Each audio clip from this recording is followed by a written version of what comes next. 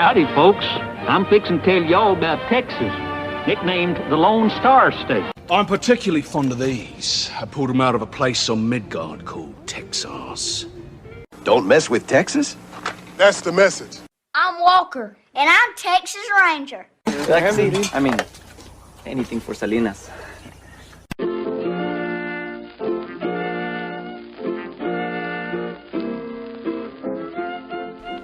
Welcome to this week's episode of Texas Slang for Crazy. This week we're discussing the infamous Sally Skull. Sally Skull has become a legend in Texas, but so many details about her come from hearsay and elaboration. Her infamy mostly comes from her unlucky husbands, her horse trading and possibly theft of, her aim with 2 pistols, her foul language, and hauling supplies for the Confederacy. Sally's birth name was Sarah Jane Newman. Her parents, Rachel Rabb and Joseph Newman, were part of the original 300, which means they were part of the colony put together by Stephen F. Austin. In Texas terms, that's like being from the Mayflower. Austin's colony was like a version of Texas's Plymouth Rock. As a child, her home was attacked by the local Comanche tribe more than once.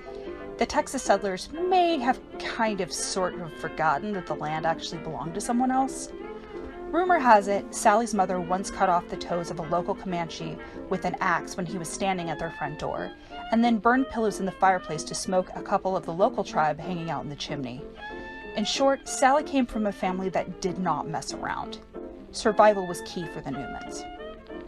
According to the book Outlaws in Petticoats, at one time Sally and her mother were entertaining a neighbor. When he realized that the Comanches were approaching, he lost his nerve and pretended his gun was broken. According to the legend, he exclaimed, "I wish I was 2 men, and then I would fight those Indians." To which Sally replied, "If you were 1 man, you would fight them. Give me that gun." The Newman family moved with the slightly safer territory of Egypt, Texas. Sally learned how to shoot, trade horses, ride, and lasso. She loved dancing and poker, but was also known to, quote, cuss like a mule skinner, end quote. She was said to shoot extremely well with her left or right hand, and was also extremely talented with a whip. Sally became known as a merciless killer when aroused, and it was said that it didn't take much to trigger a fighting mood. One story says she found out someone had been talking quite nastily about her. She is rumored to have found the man and said, "So you've been talking about me? Well, dance, you son of a bitch." And then she started to shoot at his feet to make him dance until she ran out of bullets. What Sally received the worst reputation for was her husbands and the fact that they tended to disappear or die quickly. She had a total of 5 and refused to be subservient to any of them. Some of Sally's talents may have come from husband number 1, Jesse Robinson. He met Sally when she was just a little girl, but rumor has it Sally fell hard for Mr. Robinson. They married when Sally was just 16 years old and moved to some land Jesse Robinson received for his participation in the Battle of San Jacinto. They had 2 children that survived, Nancy and Alfred. Alfred went on to be a Texas Ranger and also fought in the Civil War. Even though he was a power in his own right, Mr. Robinson became better known as husband number 1. In 1843, Jesse Robinson divorced Sally, saying she was, quote, a great scold, a termagant, and an adulterer, end quote. He claimed she was keeping a lover in the outbuildings of their property.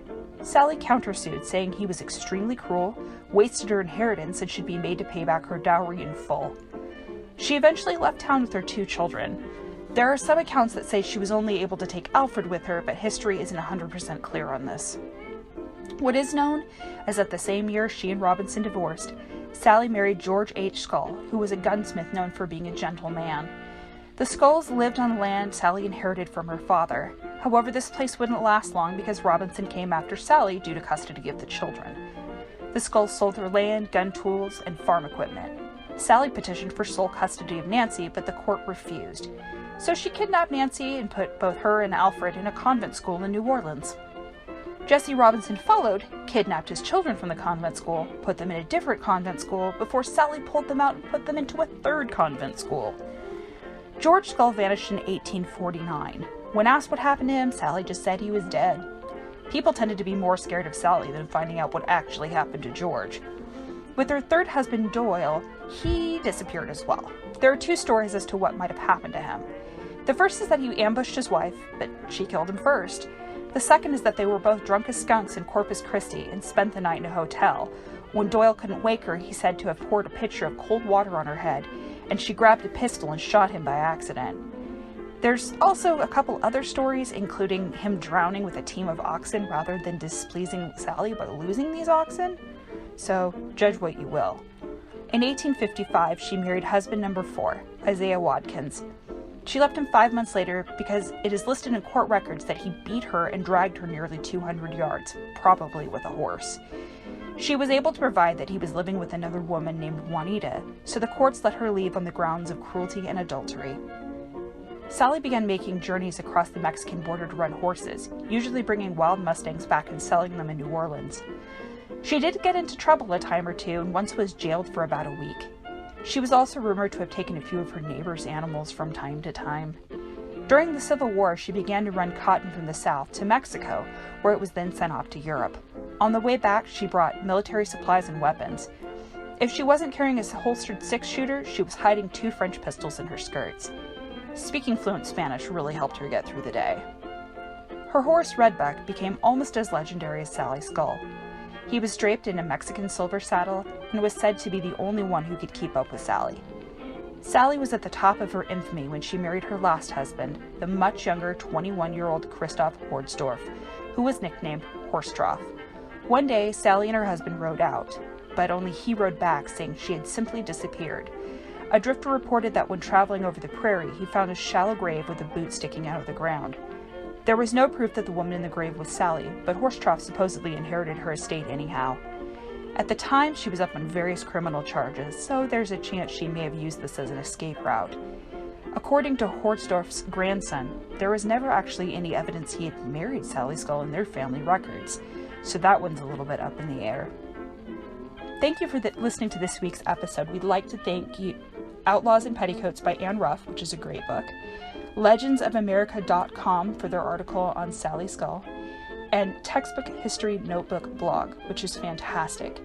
I'd also like to direct folks to our Instagram, TX Slang for Crazy, where you can see some pictures of Sally Skull and her marker, to our Facebook, which is spelled out Texas Slang for Crazy, our Twitter, again, TX Slang for Crazy, or you can email us at txslangforcrazy@gmail.com if you have a particular story you'd like to cover. Thanks for listening. Don't forget to rate and subscribe.